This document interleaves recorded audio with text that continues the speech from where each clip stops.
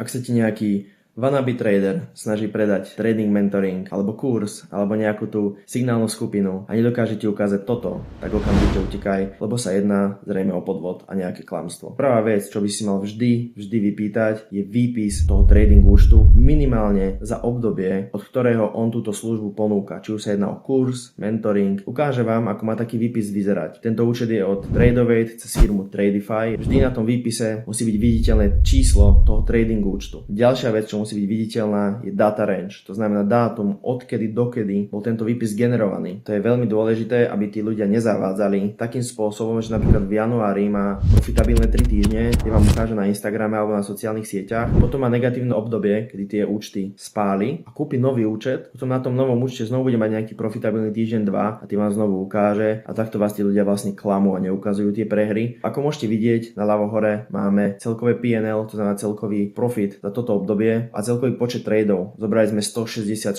tradeov. Tento účet je vysielaný naživo. Každý jeden deň, každý jeden trade. Proste 166 tradeov bolo vysielaných naživo. Tento live stream je nahrávaný, takže si ho ľudia môžu dokonca ešte spätne pozrieť. Ja ponúkam aj týždenné, aj mesačné reporty tohto účtu, aj cez Tradovate a zároveň cez TradeZella, čo je táto tracking aplikácia. Ďalšia vec, čo musí byť viditeľná, sú teda tie mínusové dni a mínusové obdobia. Tie pred vami nikto nemôže skrývať. To vám tvrdí, že ovláda trading, lebo hlavný taký skill v tom tradingu je prežiť tie minusové obdobia bez toho, aby ste spálili ten účet. Na ľavo dolu môžete vidieť súhrn mesačný, výsledok za každý mesiac. Takže môžete tam vidieť, že sú veľmi dobré mesiace, sú stredné mesiace a sú aj zlé mesiace. Je tiež o to, aby ten najhorší mesiac nebol väčší mínus, ako je váš taký najlepší mesiac alebo priemerný mesiac. Takisto máte kalendár P&L, to znamená jednotlivé dni. Tiež veľmi dôležité, aby tie mínusové dni neboli väčšie ako tie plusové dni a bola tam tá konzistencia. Tiež tu môžete vidieť na pravo dole celkový súhrn toho reportu. Musí tam byť proste tá transparentnosť. Ak vám toto nedokáže ten trader ukázať a doložiť, tak sa väčšinou jedná o ten podvod a on sa v tradingu naozaj nevyzná, nedokáže obchodovať dlhodobo profitabilne a ide mu čisto o vaše peniaze. Viem veľa ľudí, čo zaplatili 300, 500, 1000 eur za kurz a bez toho, aby mali tento dôkaz. Takže to je extrémne dôležité predtým, než niekomu dáte svoje peniaze.